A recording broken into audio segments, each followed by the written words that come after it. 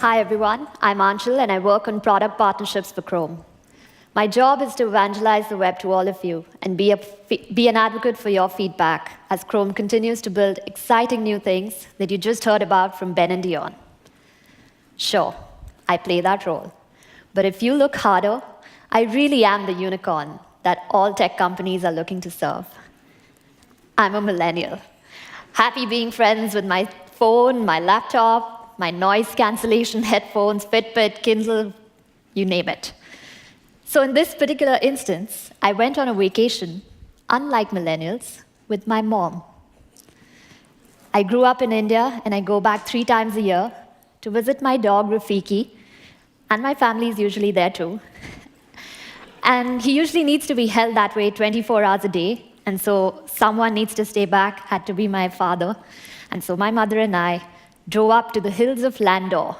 I know it sounds like a location from The Lord of the Rings, but it actually is a town in northern India, and it's famous for great weather, good desserts, and after this talk, poor network connections. So quick show of hands. How many of you have experienced coffee shop Wi-Fi? Expected. I, for one, always looking for that perfect spot on a couch in a coffee shop, solving the world's problems on my laptop. How about airplane Wi-Fi? Wow, quite a few of you. But yeah, definitely more frustrating than coffee shop or conference Wi-Fi. What about instances when you've paid for Wi-Fi and you've got no Wi-Fi?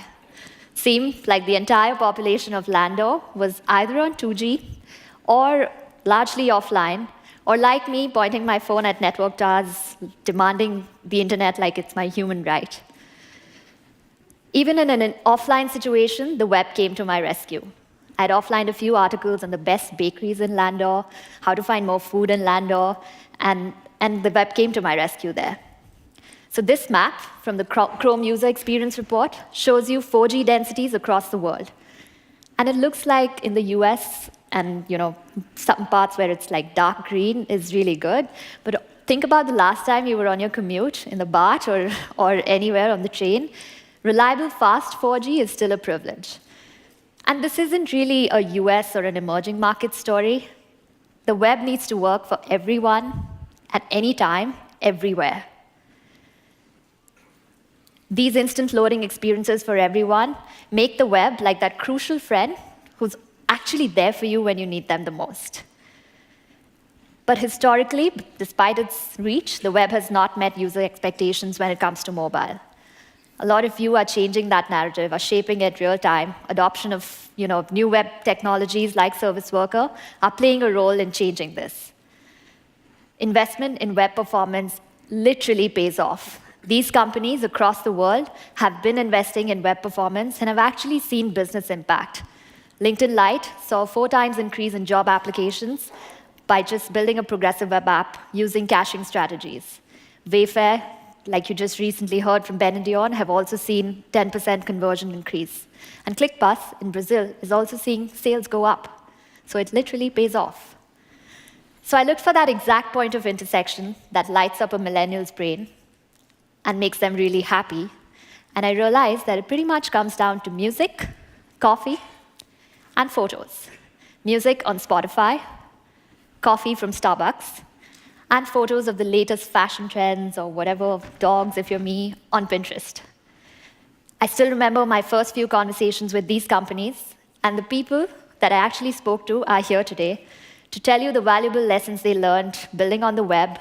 It hasn't been easy. It's taken months and months of testing, some failures, some learnings, but ultimately, they've all seen business impact, and we're glad they're here to share it with you.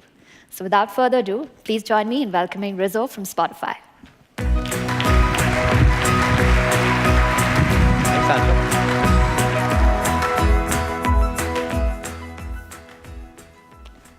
Last year, Spotify had a burning question. Would having a mobile web music player allow us to grow faster? Today, I have the answer, and I'm here to share it with you. I'm Matt Rizzo, and I'm a product manager at the growth team at Spotify. As a growth team, our goal is to drive sustained growth of users around the world. Within this greater growth team, my team's specific focus is on using the web to capture and validate growth opportunities. Over the next few minutes, I'll share with you how we decided if we should invest in the mobile web and where we are today. So let me take you back to 2017. At this time, there was no way to listen to Spotify on mobile web. We already had a robust web experience on desktop that was working on Windows, Chrome OS, and Mac OS, but on mobile, we had no such option. And frankly, we were unsure if we should. Things seemed pretty good for us. We had been growing fast, and our native apps had impressive retention figures. But every day, millions of people visited our artists, album, and playlist links on the web, and were hit with a wall. Each one of those users had to download the Spotify app to listen to music. Our hunch was that this hard download wall was hurting our ability to grow. In fact, it was turning users away from Spotify. So to explore this question in more depth, we headed to Brazil. Why Brazil? Well, we saw two things that were important to us. One, we had a ton of web traffic from Brazil. It was a growth market for us. And, hey, and a significant amount of our users in Brazil had less than a gigabyte of storage space on their phone. This left these users in a constant state of prioritization. Should I keep this app on my phone? Or should I delete it to make way for this app I really need right now? So after talking to more users in Brazil, we realized this was a real challenge, and it was affecting us. This challenge caused people to either delete Spotify or to not download it in the first place, effectively making it impossible for them to use Spotify on their phone. We also learned that there was another type of user that could benefit from Spotify. Those who were unfamiliar with Spotify. Imagine you've never heard of Spotify, and you get a link sent to you from one of your friends. You click that link to listen to a song.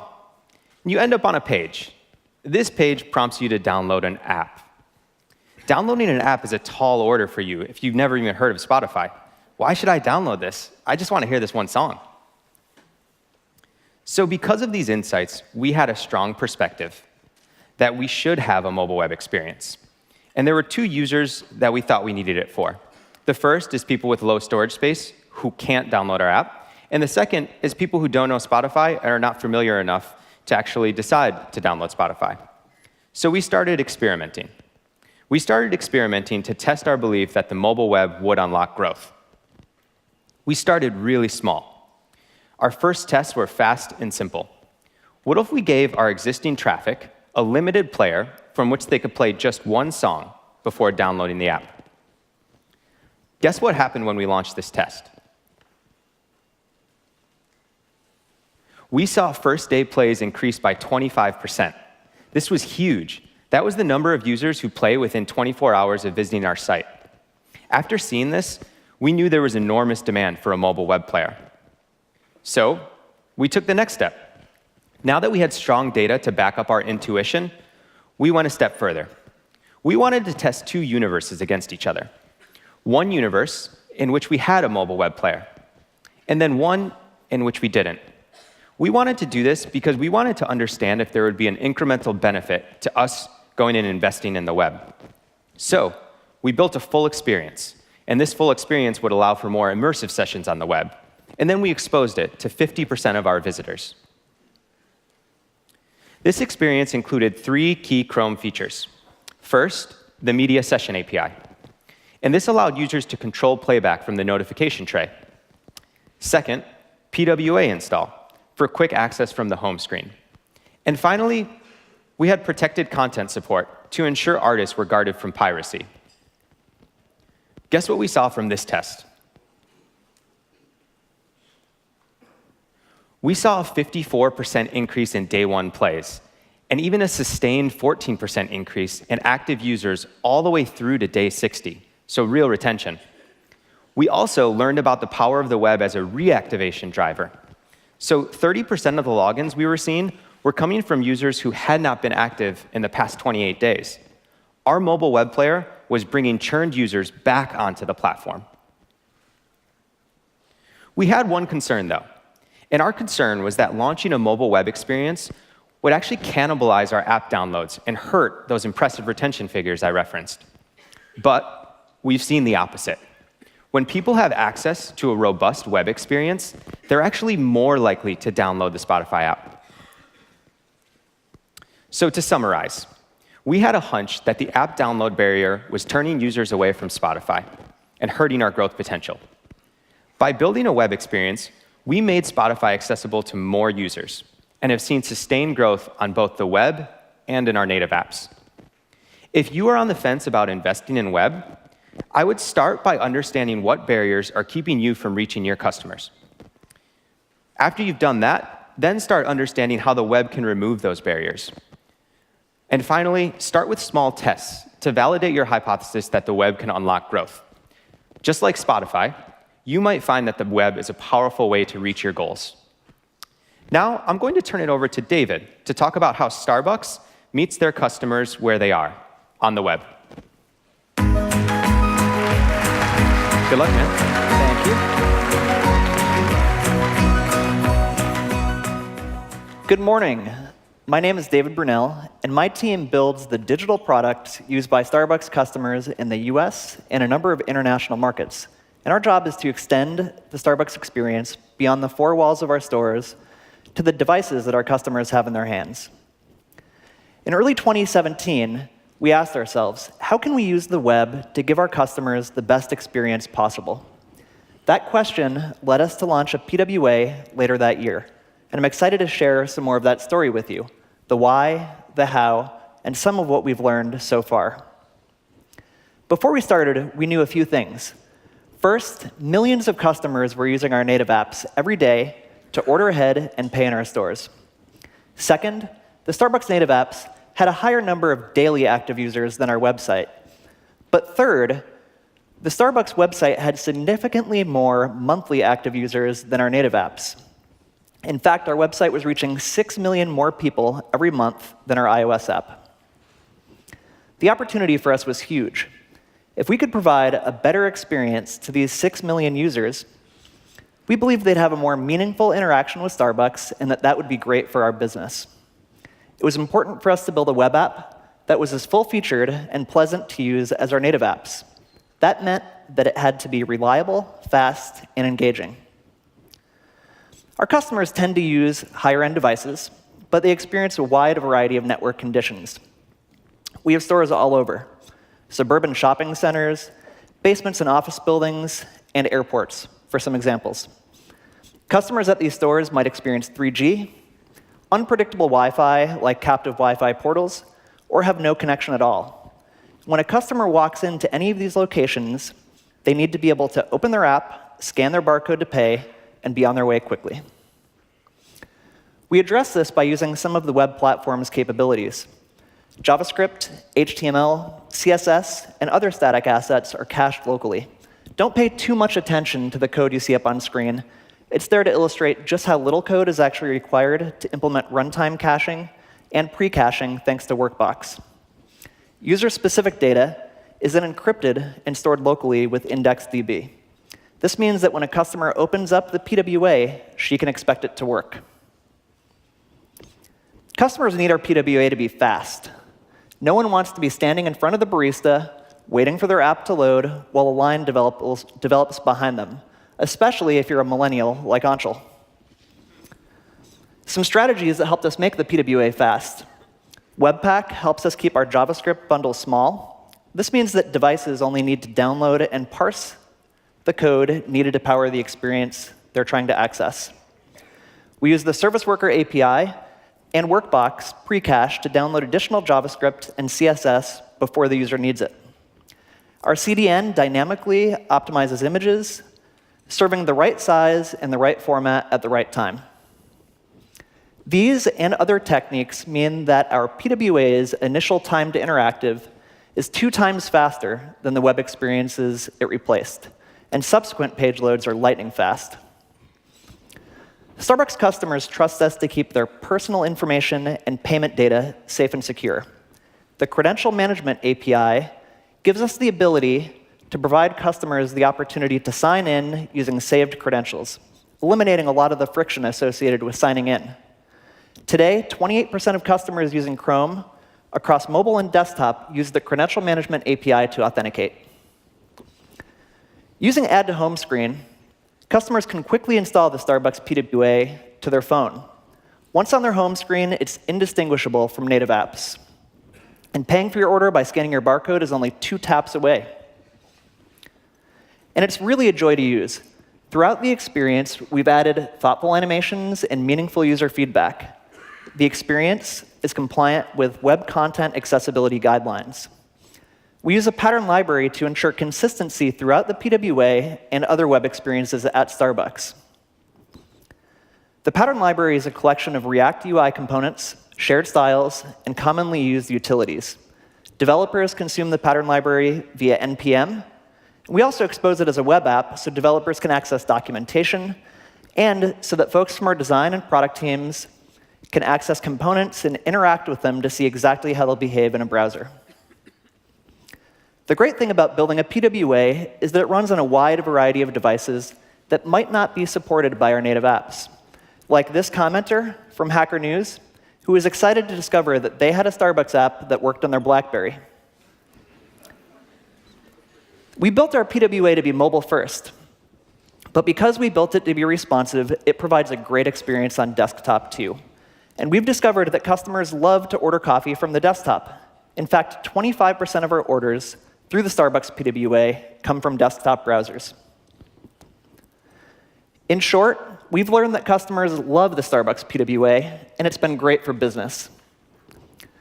Since we launched app.starbucks.com and created an experience that's on par with that of our native apps, the number of customers joining Starbucks Rewards via the web has increased by 65%. So, should you invest in the web? Yeah, absolutely. The web's reach is massive, and the barriers to create a high-performing PWA are quite low. You've heard from Rizzo at Spotify, now from me at Starbucks, that the results are real. Now I'd like to introduce you to Zach from Pinterest to tell you about how their team keeps their PWA fast.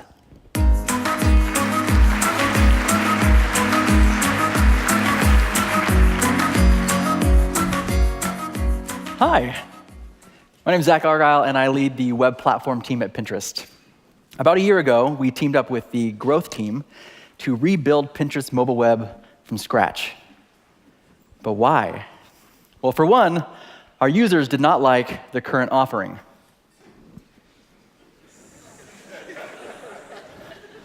It hurts because it's so real. So Stephanie, if you're watching, my sincerest apologies. At the time, our mobile website was essentially just an upsell for our native app. However, we noticed that the number of users who actually downloaded the app compared to the number that actually came to the mobile website was very low, and we knew we could do better. So last year, we shipped a from-scratch rewrite of the mobile website in just under 3 months. It was 4 times faster to load for initial page loads, and almost 6 times faster on subsequent visits.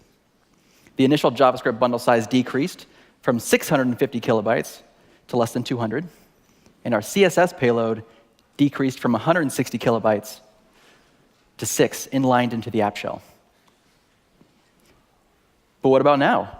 It's done. We shipped. It's over. We can all go home. We did our job. Unfortunately, entropy is very real. At Pinterest, we have over 100 engineers committing to the web code base. So we had to ask ourselves, what could we do to make sure that this fast experience stayed fast as time went by? The answer was performance budgets. At Pinterest, this breaks down into 3 sections: logging, alerting, and prevention. There's 2 main metrics that we look at to ensure that the PWA stays fast. And the first is JavaScript bundle size. For logging, we wrote a Webpack plugin that reports development and production bundle sizes to our internal logging system. This gave us the ability to track bundle size changes over time for all of our web applications. And then using those real-time metrics, we built out dashboards with alerting enabled to make sure that all of our core bundles stay small.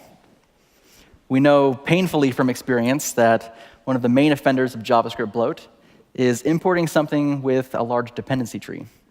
A single line of code can add tens or hundreds of kilobytes to your bundle. So, to help prevent this from happening in our mono repo, we wrote an ESLint plugin to disallow imports from certain paths. For example, our mobile web-only code base cannot import from our desktop-only code base. The other metric we care about is a composite performance metric called pinner wait time, or PWT. It's a combination of time to interactive and image load times. When deciding what to measure, look to what your users care about. For us, that's images. Until the above-the-fold images are loaded, to our users, page load is not complete. So time to interactive was not enough. So we created a custom metric specific to our service and user expectations. We also track more granular performance metrics like time to first paint and time to interactive, which are really helpful for debugging performance regressions. We also have client-side logging that includes browser, country, user state, many other fields that are helpful for segmenting usage. Again, we set up dashboards with alerting enabled to make sure that all these core landing pages stayed fast. We did notice that one of the main offenders of page load regression was the hundreds of experiments that we had running at any given time. So we added performance regression information front and center in our experiment dashboard so that engineers could be aware of any performance impact caused by their experiments. This also means that you can see the performance improvements of your experiment as well, which was really cool. These are just a few examples of how we incorporated logging, alerting, and prevention into our workflows to ensure that the progressive web app stayed fast, and we saw incredible results from building out the experience.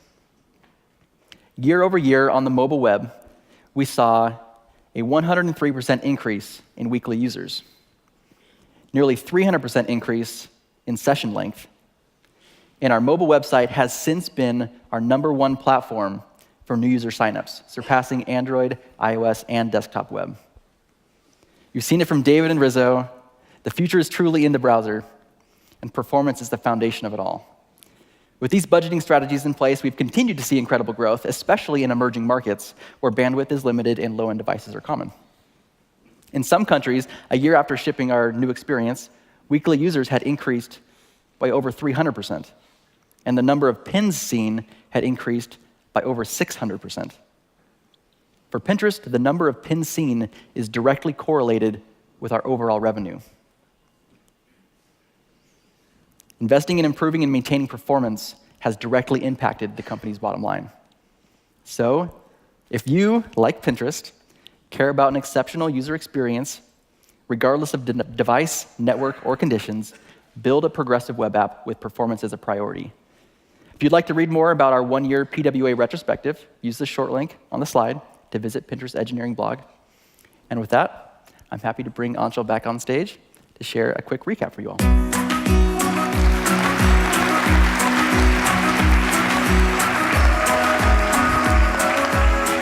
All right, so it's day one.